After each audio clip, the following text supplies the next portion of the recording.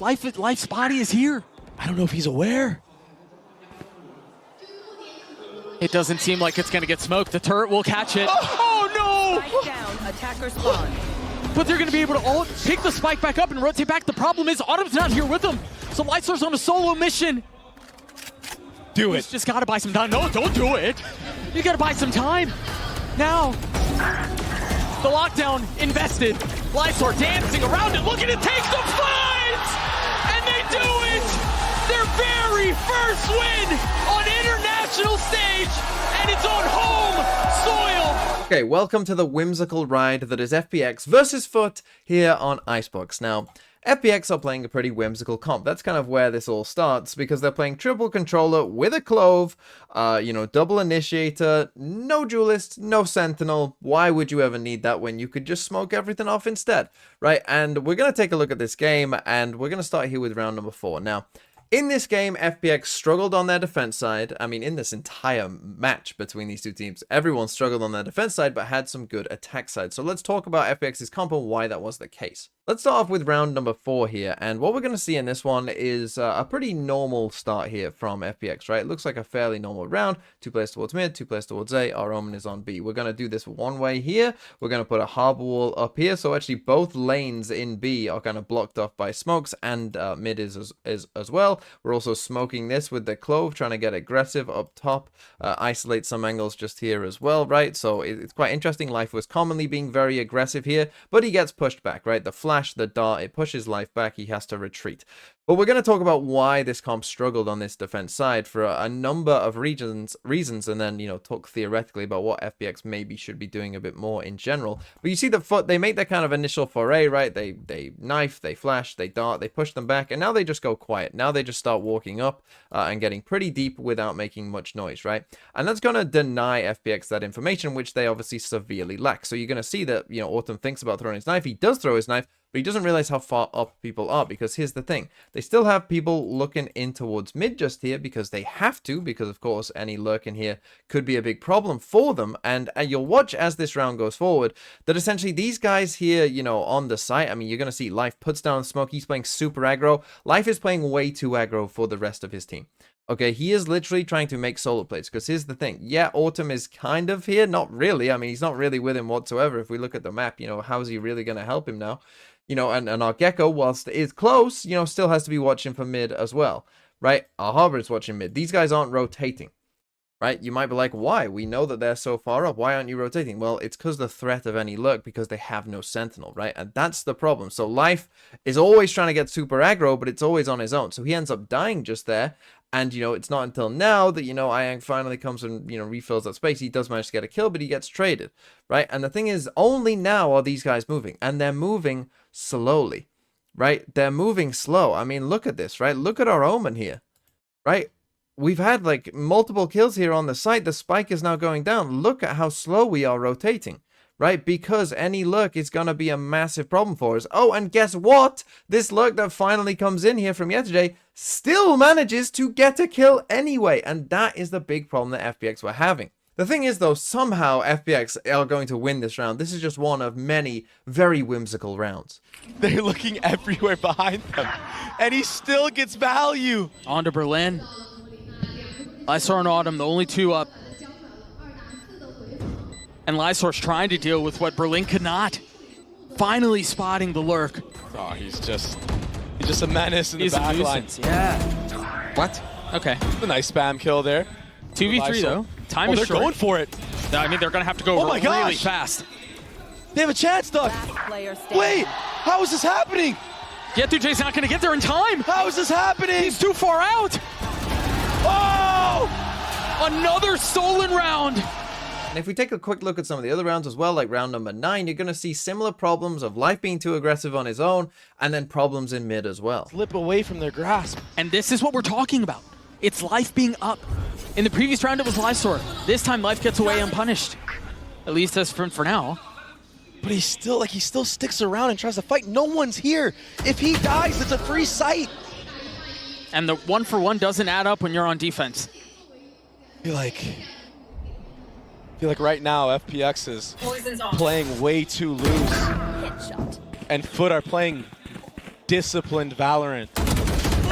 So what's the answer then for FPX? What should they be doing instead? Well, let's get a bit theoretical here in terms of the map, but actually this is not something you commonly see on Icebox. So I'm going to illustrate it with Sunset instead, because generally what you'll see here on Sunset is the way most pro teams try and defend this is with Omen here, one-waying the box kind of consistently, right, and just sticking around here, right, on A. And the point is, as long as your Omen is here, right, this one guy can watch this one lane. But the thing is, if this Omen gets pushed back, if he gets pushed back to site, for instance, then this is not one lane anymore, right? Now it's two lanes. And this is, you know, just general basic map theory, essentially, for defenders. Any place that you can, right, this is going to always be the key area of the map, because this is where one lane becomes two, right? So for a defender, you want it to be one lane, because then only one guy can defend it, and you can kind of stack the rest of the map. If you're the attackers, you want to push them back here so that they need two defenders to actually watch it, right? A similar thing happens a lot on Haven as well, you know, with towards A main here as well, right? Where ideally for the defenders, you want to have, you know, normally a Jet,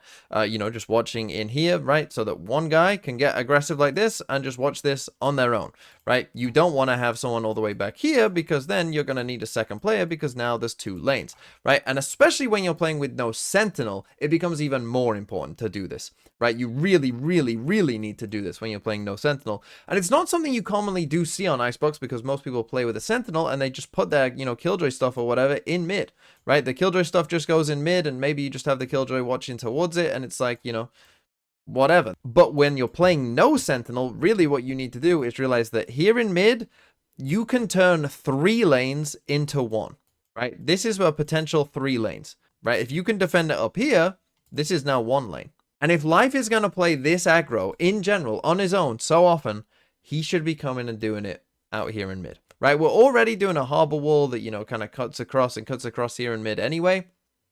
So we already have a wall that can help us, you know, threaten this mid aggro all the time, right? So we need to threaten this a lot more if we are FPX, because it's going to help with getting faster rotations across, because we know there's no mid lurk, and it's going to potentially punish if there is a mid lurk as well. But whilst their defense side has some obvious weaknesses, right, their attack side is a different gravy on this map. I mean, they're literally playing a different map to everyone else, pretty much. I mean, just watch this. Just watch the start of this. This is the first full gun round in the second half, right? Just look at this straight away. Straight away, look at this, right? We got the Dizzy Flash out here. We got Clove smoke, Omen smoke for the window. We're TPing up with our Omen. We got a harbor wall coming across here as well, right? Like, holy, this is a different map than most people are playing. Because normally in mid, right, like you don't actually default towards mid, right? No one actually does that. But this is a mid default, right? Because most teams don't have enough smokes to do it. But this is a true mid default right here. And it's really interesting, right?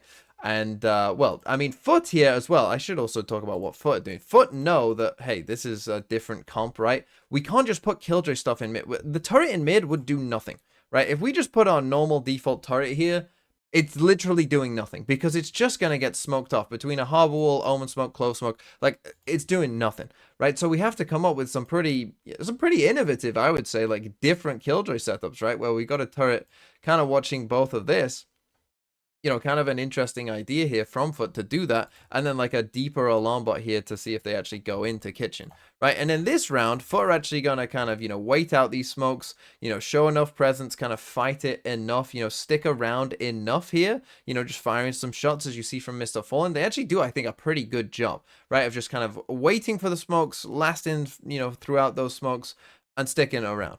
Right, and then, you know, they see that it's been a mid default, you know, we're still sticking around, and they kind of push them off. And then they get a good feel for the map here as well, Foot, right, that you'll see in just a second, FPX are going to start drifting towards A and come for an A hit, and Foot start to read that as well, right? You can see that the pressure that the mid defaults put in, though, right, that, you know, all of Foot are basically looking around, but you see they do start coming back in towards this A site, right? FPX try and deny the drone any information, but I think it does just see the harbor here, so, you know, Foot get the kind of general right read. But now FPX is a really nice call, right? Because it looks like, or it's going to look like, because we're going to have our Gecko and our KO and our Omen, right? It's going to look like we're just coming A. But actually, they still are going to go for this double mid lurk here, right? And this is a really cool idea. And again, because we have so many smokes, right? We can still smoke things off here, right? And still threaten this cross and actually go for this right now. And Foot just, you know, fall for it basically, and we get through, and we manage to make this mid to A split almost work. The knife only tagging, what, maybe 2? We know Ion got caught. Yes. Cover. And that's the Gecko. And normally where Gecko is, that's where the pack is. And so because of that, they're all staying. 4 members here, but a double flank. You've got to keep a close eye on the middle of the map. Jet2k can secure the round by himself if he plays his timing just right. Oh, but it's FPX who found the space they needed. And now Jet2k has to be pacey about it. He's got to get up and aggressive, but Life turns on him, gets 3. And now with 10 seconds left, Cnid's left on his own. Spike planted. He has his blades, but decides not to pop them. Life is running at him, trying to stick with the op as Life gets 4. And okay, so these were some of the things that FPX were doing, basically playing a different map to the rest of the world, essentially. Let's take a look at this one, round number 18, a couple of rounds, so the next kind of full buy round, essentially. And in this one, you know, we're just kind of chilling a bit. This one, I'm going to talk about Clove and Clove value, and you're going to see the Clove value really come in this round, right? Obviously, this is the first time we've seen Clove in an international event, and you see from FPX here, it's just going to be a group up, and we're just going to go for a Harbor ult. Just here, and we're just gonna go for it, right? So we're just gonna Harbor ult in. We're about to do it any second now, and we're just gonna do an exec, right? So in we come, Harbor ult, Gecko Mosh, Flash, right? Just an exec and Foot decide, okay, we'll give it up, whatever, cool, you do you, you know, we'll play off site, we'll just play for retake, right? So Foot just playing for retake at this point, but I want you to now look at what happens, because this is where Clove, I mean, the value is pretty insane, as you will see, because Life is going to play aggressive. You know, not the first time he did this in this game, but because he has his ult, I mean, this is just so strong. Because he has his ult, essentially, in a post plant here, he's just free to be an absolute menace, right? He's just free to get super aggro on them, and it's free. Right, it's a free life of just getting super aggro and forcing you essentially to respect that anywhere on the map, you know, this Clove can be anywhere in a stupid position, and it doesn't matter because it's still going to be a 5v5 at the end of it, because the timer isn't going to matter here in a post match, because you kind of have to keep going. You can't wait for the Clove to die in this situation. Oh, here we go, Vintage. Perfect timing again. Frax falls, and they get the spike down. And he could go for more because he has that ult online. Pushing the pace, pushing the matter as best as Life can. Oh, he's playing this so well. Oh, tried smoking for himself. Mr. Fallen catches him. And there's the ult. Life joins the fray once more. Tries to get away to reposition and now take the fight, and he's back. Not connecting at all. I mean, full momentum back, Dre. Just like that. This Clove ult on attack as well is one of these value by simply having it ults, right? In that it forces your opponent to play around it if you have it in hand, right? Because this becomes a threat at any point, right? Similar to like having a Killjoy lockdown, you know, on defense side, you know, makes your opponent maybe play differently in a post plant that they would, whether you use it or not, right? For instance, like in this round, Life does die and he has to use the ult, but if he doesn't die, then he has it again for the next round, right? And that same threat is just still there, right? And that just keeps on happening until he actually uses the ult, right? So particularly on this attack side, if you can get the spike down reliably, which on a map like Icebox you probably will be able to, hopefully, you know, that ult provides a ton of potential value. Okay, so Foot was struggling with this kind of, you know, this mid stuff that you have never played against anything like it before, right? So what do you do? Well, after a timeout, they decided, okay, we're just gonna do the exact opposite, right? If you want to go in default and take mid, whatever, you go ahead. We're gonna play aggressive in main, right? We're gonna have 3 people here. We're gonna have a Viper Killjoy B main, right? And we're gonna play aggressive in the mains. You take mid, have it. You know, do you, right? You do all this stuff. You use all this utility. It's gonna hit none of us, right? Because no one's there, right? And this sounds like a really nice plan, right? It sounds like a cool plan, you know, like, oh, that's nice, right? I was even saying it during the live stream as well, of like, oh, this is an idea that, you know, Foot should maybe try, but it runs into a different problem of FPX's comp, and that is, you know, they do this mid default, okay, they don't really see too much, right? And now when you're Foot, right, like, you are worried that, well, someone could be doing this, right? They could come here, they could do this. Right, you do have the turret here, like kind of watching for you, but you know it is still a big threat. Rotates is gonna be a tough situation here for Foot. But in this instance, as you see, FPX don't actually send anyone into mid, right? They don't do anything like that. But they are gonna come back to B main, and you might think, oh, this is exactly what Foot want.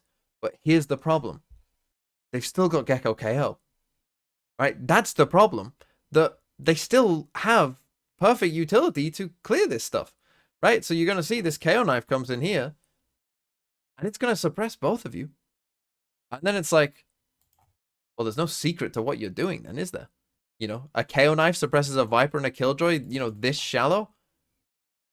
Pretty obvious what's going on, and that's the thing. They still had this initiator stuff, which then caused for even more problems because this didn't really work either. J has a line. What a great knife from Autumn, and the follow-up as well. Doing everything for his team right now. Adaptation taking a step back, realizing Contain has been lost. And a very careful attempt at clearing everything out. Adaptation dodging the paranoia. 30 seconds left. But playing his life once more. Look at Life in mid right now. He's gonna call his team back potentially, or just late flank. No way Mr. Fallen wins that. He's been on one. That last round was huge, and he's picking right back up where he left off. Adaptation punished. And now numbers heavily in favor of the attack with the spike invested too. Seen it has to take over, but with an op in hand, can he do it? No, I think he's just got to save. You don't really have the money to do this. Grabs a rifle. Do they commit to this fight? Might be ill-advised. Yeah, he's getting the op, he's getting away. And again, after Yatej dies there, right, and there's no trade available either, because of all that mid stuff, and they just left mid earlier on in the round, right? Look at how slow the rotates are, right? Look at how cautious these two are. You know, they can't get there to actually help this B site and help defend it early on because they're so worried about, you know, there being a potential mid look, which there is now, right? But whether there was or there wasn't, you know, help wasn't on the way fast here for Adaptation. He just kind of had to sit there and just be on his own, right? And that's the problem that this comp caused you on attack. That they can actually do a proper mid default. And so you don't want to play aggro in mid early because you might just get caught out completely, right? And again, it's not situations that you're used to, but if you don't and you do what Foot did, they've still got the util to clear you there as well and cause you problems later on in the round because you have no info in mid. So FPX, I mean, they're playing a different game to everyone else, but there is some logic behind it, there is some theory behind it, and particularly on some of those attack sides, triple controller is really hard to play against because you just don't have any information.